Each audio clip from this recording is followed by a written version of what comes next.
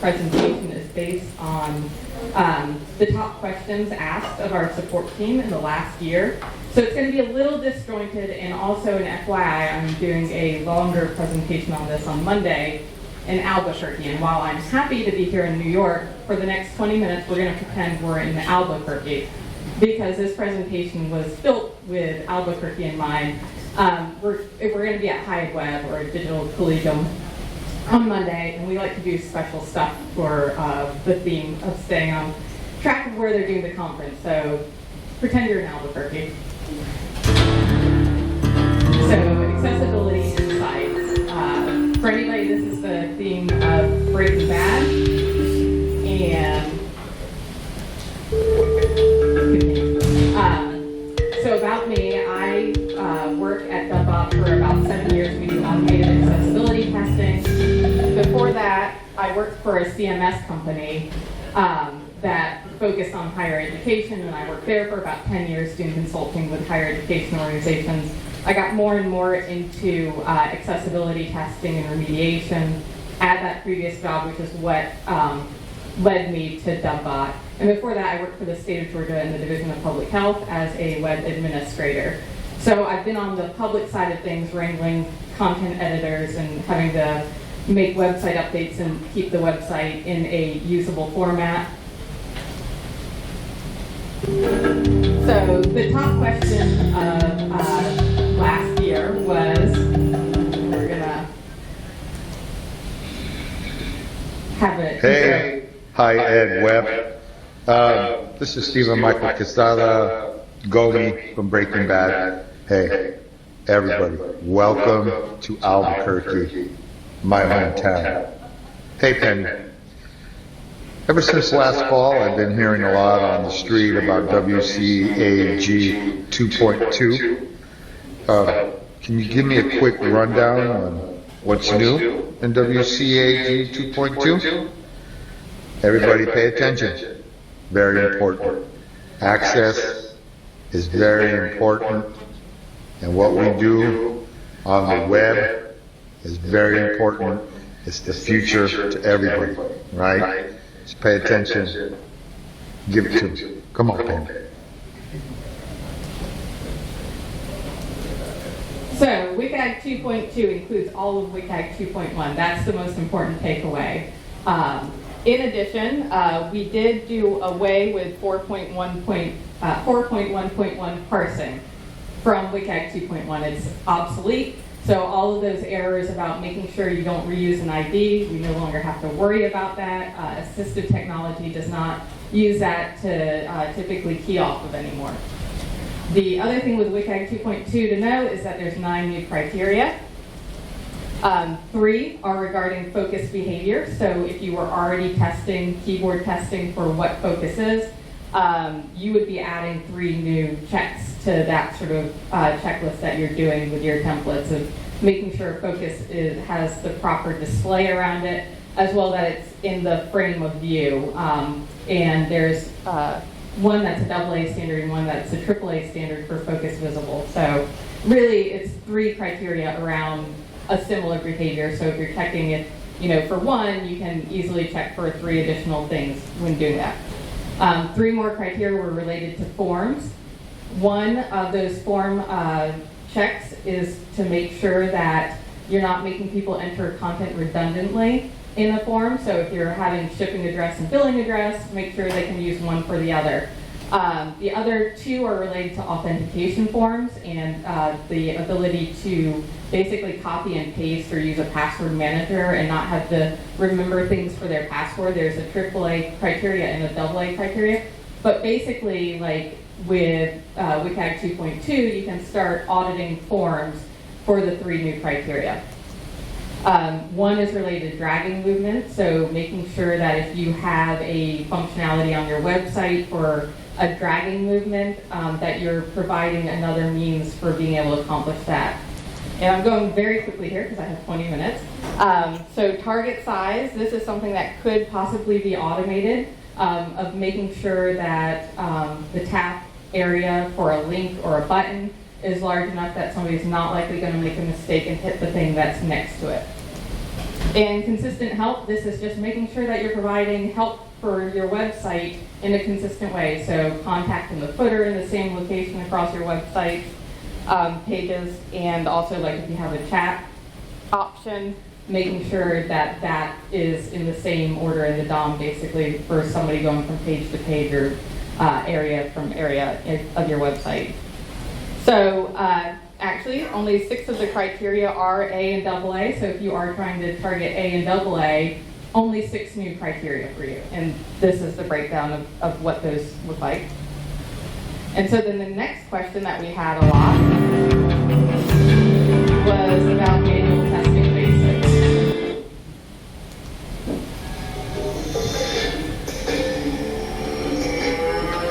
Hello, everyone.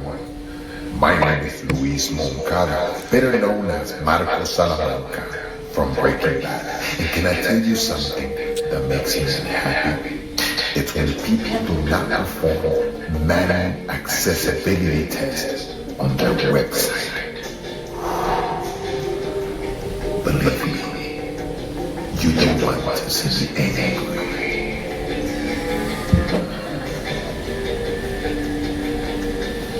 And if you aren't a Breaking Bad fan by now, or haven't seen Breaking Bad, it's based in Albuquerque, so that's kind of the thing.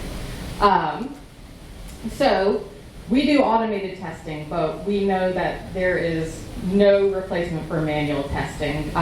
You can possibly start using AI to automate some of it, but really with accessibility testing for your template pages, you should at the very least be performing keyboard testing, making sure people can navigate to all of the different areas of your website and don't get trapped in any. That would be adding that focus criteria on there of making sure the focus stays in focus as you tab through the page. Screen reader testing, making sure that those labels are actually entered and not just using default code. And you can use automated tools to make sure like the labels are linked up properly, but if they're not entered, I've seen so many times that like default is in there, and so you want to at least, the very least, fire up VoiceOver, get a free version of JAWS, NVDA, and just have your templates read to you as you navigate using a keyboard. That consistent help, just doing an eyeball view of making sure that the help is in the right area, but also use a keyboard and make sure when you navigate to it, it makes sense when you're like using a keyboard, because sometimes we do funny stuff in the DOM that would make it in a different order than what you're expecting when you're using a keyboard. So, I covered these, so I didn't realize I was going to dive into them later on. So like I said, this is a good preview for next week. So then the next question we had a lot in support was regarding ARIA. The top video is actually limited license, so this will be cut out of the recording for the presentation, but you guys get to see it. Up or not. Let's see.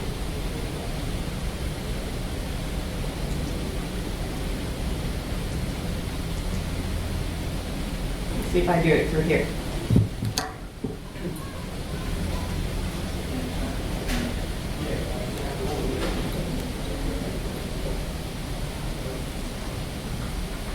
Okay, well, basically, that was him asking about ARIA and how to say it. It was a very funny video, but you'll have to take my word for it. Maybe we can get it up later on today. ARIA is basically the ability to add context onto HTML. A number of HTML elements have built-in ARIA, so the best policy is if you don't need to add additional context to use the built-in semantic rules. But ARIA can be great for adding context about like if a menu is expanded or an accordion or a tab is expanded. But used badly, ARIA is not good. So if overriding HTML, follow ARIA specs for parent-child relationship. That's a big thing that I run into with support, and I'll show you a couple examples of this. But basically like leaving an orphan child by overriding the parent's semantic meaning and not the child as well. So only use ARIA attributes on elements that have a role. So that's another big thing we see, and I'll show you an example of that in a moment. But basically, if you're using a div or a span, it doesn't have a built-in role. So in order to use a label, an ARIA label on it, you would need to have added a role that is ARIA appropriate to that. So this is the fun one. I like syntax and have an eagle eye for checking other people's code. So a lot of times our tool will flag issues and people will say, I don't see the issue with that. So my job is to translate the information we're providing to them sometimes into a much less technical way and maybe draw arrows on the screenshot for them. So this one is an example of a parent being overridden and the children not. So on here we have a UL with a role equals menu. So the problem we would get is that we now have list items that aren't contained in an unordered list. And some people will say, I see the unordered list right there. And I said, well, it's not an unordered list anymore, it's a menu. And so those list items need to be menu items or changed role to presentation, but under there should be menu items. Nothing says you have to override an unordered list to be a menu, but this is, if you are, you need to be changing the list item to be having the area, the role that is the menu items. Here, this is another one of a syntax whoopsies. Basically, I think it's a miscommunication, but I see it all the time, where I've been talking about ARIA, and a lot of times ARIA attributes, most ARIA attributes start with ARIA dash. And so in this example, I think somebody was asked to add an ARIA role of image to the div tag, and they kind of did, but really ARIA role is not a thing, it's simply role. So that's another one where somebody will be like, no, it's an ARIA role. And I'm like, well, ARIA role is actually just role. So that would be the proper markup for that. So then this was another one. This is that one where divs and spans don't actually have built-in role. So in order to use like ARIA label on there, we would need to add a role to this element. So those are my top 3 ARIA issues that I encountered last year along with our support team.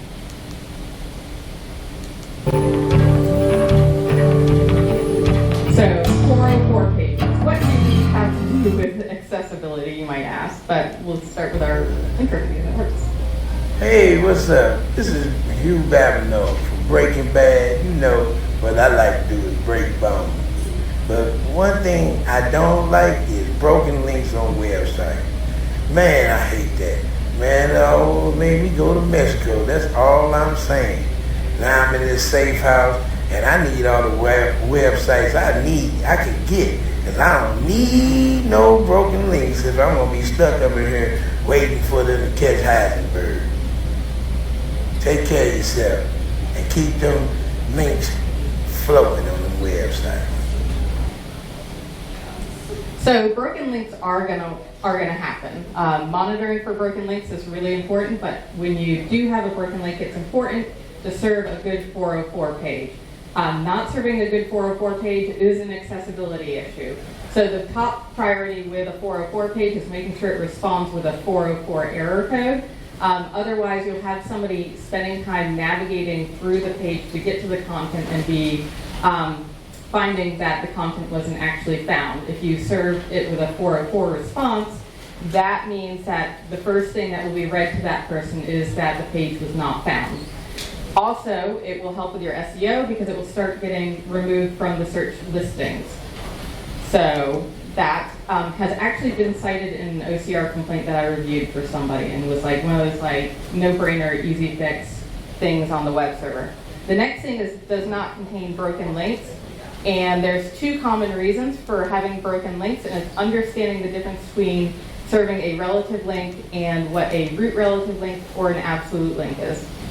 If you are serving your 404 page at different levels of your site, you want to make sure that you don't have any relative links in that 404 page, because that URL would work only in the top, in the first level of the site, but serve further down your site structure, it would be another broken link. And so having this broken link within a broken link, if somebody is on your 404 page and it's like, well, I'll just go to this section, and then they get another 404 page, it's not a good user experience. So you want to either use root relative or absolute links in your 404 pages. So right there, that gives you a little idea of the syntax, and because I only have 20 minutes, we're gonna skip through those videos.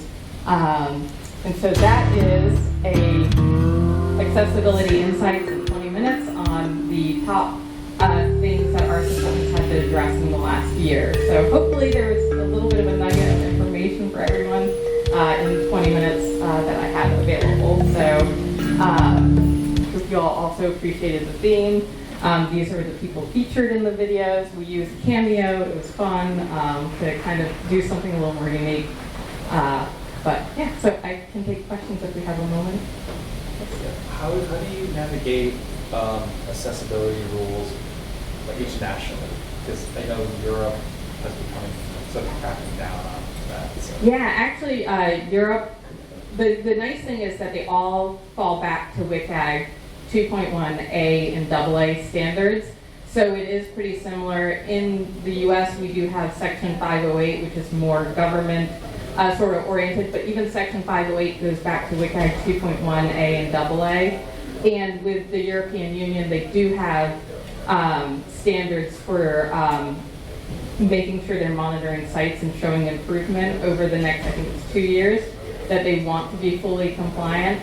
But for the most part, it all goes back to WCAG 2.1A and AA. So it's pretty similar, but understanding that there are other terminology that people will be using to discuss the different laws that are requiring this, but they all really go back to this. Hi, thanks for the presentation. Regarding OCR, Office of Civil Rights, right? So a few years back, they went across like the higher ed space and asked many university websites to either comply with accessibility standards. And I'm just curious, we've heard these rumors at our university and through agencies that contact us, like that but we can't actually suss them out, whether there's like OCRs that come back and do another kind of check on everything, and it's going to cause, big legal uproar and expenses and so on. What's your idea or thoughts? Can you inform us on what's going on in that space? Yeah, I mean, so the OCR is constantly advocating, I would say mostly, for people who have disabilities. And my experience is, for the most part, the complaints that happen are based on somebody visiting your site and having an issue. At the same time, I think they are very understanding, in my experience, as long as you're showing that you have a plan and a process in place and are moving towards improvement, it's not black and white for them.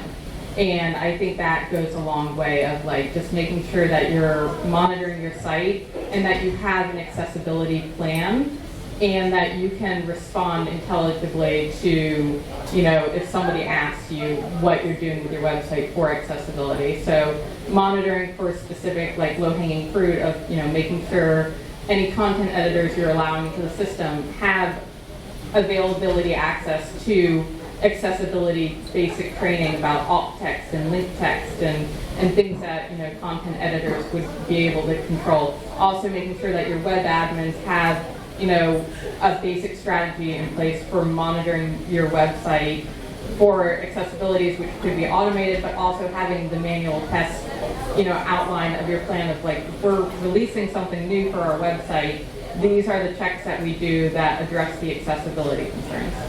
Yeah, I just want to ask one more thing, which is, it seems like, I could be wrong, but there's agencies out there going after university clients and using these scare tactics. There are. Okay, and so that's my sense because they're pretty good at it, and then they send those emails to the head, the provost, and everyone else, and then that shoots back down to the marketing or the communication web team? Yeah, and with WCAG 2.2 coming out last fall, there was a big push by some agencies about, what are you doing about WCAG 2.2? It just came out, you need to be on top of WCAG 2.2, and that's where a lot of our questions were coming from. And it's just, if you break it down and you're like, well, we're going to add these criteria testing to our manual testing that we already do, it's not that, big of a deal. It really is something that accessibility testing is usability testing. And so it should be a part of your strategy just the same way mobile testing is. So many people access your browser or your site using a mobile device. So many people have different sorts of disabilities. We should be accounting for those in our strategy of UI UX testing. What would you say the best practices are when it comes to animations, background videos, and the like? Well, with animation and background video, you need to make sure people can stop those things. You also need to check that you're not providing too much frame rate that it could lead to seizures. So I generally stay away. I'm a keep it simple kind of person. I would say if you do have animations, make sure that they are that frame rate thing, that they match the frame rate, and also that somebody can stop. Also make sure that it's not using up too much data, because like I said, so many people use their mobile device that you don't want them to leave your website because it's taking too long to load. You can also use the preferred motion behavior in CSS and then turn off the motion for somebody that doesn't want it. That's my best practice. Thanks. So I'm over time, so I will step aside so that the next person can take off.